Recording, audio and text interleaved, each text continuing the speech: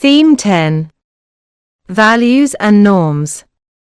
Track 10.1. Listen to the talk show between the host and the humanoid robots, Sonia and Ian. Find out what they are talking about.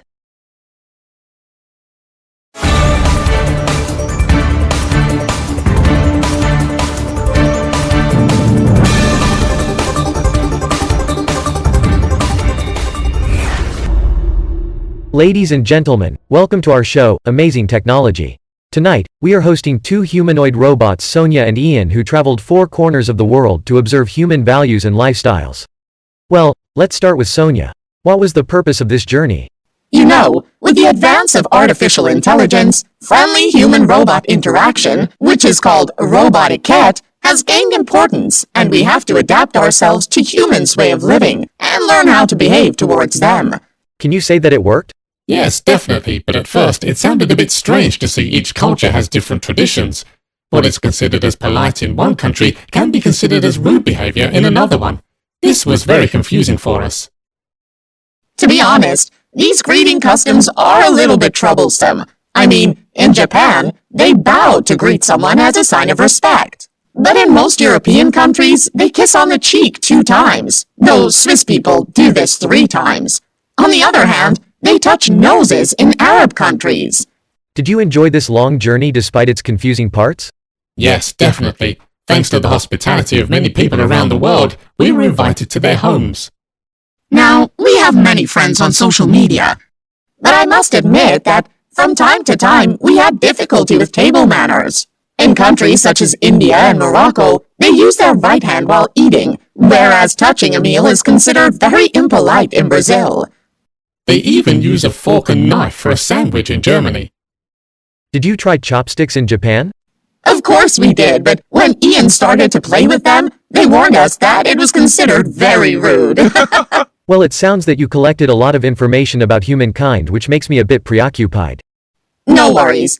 It's true that we collected information about you, and most of your norms and values can be programmed in our chips.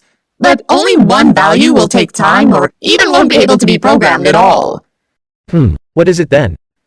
It's simple. Love. Loving nature, your family and friends. For no reason, it occurs and you can't reset it. For me, it's a programming mistake of the human brain. Come on, Ian. Would you have tears in your eye cameras when you see a beautiful sunset? I'm not sure I understand. Pronunciation matters. Track 10.4. There are 2 different pronunciations of either and neither. Listen and practice. Either, either, neither, neither.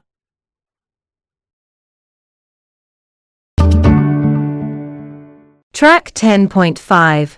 Listen and tick the sounds you hear in the words either and neither. 1, Either appear as you are or be as you appear.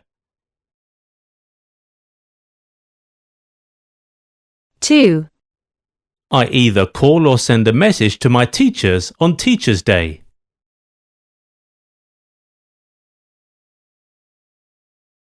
3, We should be neither dishonest nor mean in our relationships. 4, Japanese people neither hug nor kiss while greeting. Theme 10. Values and Norms. Workbook, Track 10.1. Listen to the dialogue between Alia and James. Write what the dialogue is about. Well, Alia, here are some things that I think would be useful before you go to Britain. Oh, James, I really need your life-saving tips. You know it's very important to know the etiquette rules of that country. Sure, and the body language too. Let's start with handshaking. Both in formal and semi-formal situations, shaking hands is considered very normal when you meet someone for the first time. By the way, you should extend your hand to men first, and shake hands again when leaving. Cool. Keep going, James. I'm noting down. Well, in terms of personal space, British people feel uncomfortable if you stand too close to another person, so try to keep some distance. Also, it's important to make eye contact when you talk to Brits, but don't overdo it because staring is considered rude. Gestures such as hugging and backslapping are not recommended. Shouting or being loud in public places is never acceptable, and don't use demonstrative hand gestures while speaking. Thanks a million. Not at all. Keep these points in mind. I'm sure you'll have a comfortable and enjoyable visit.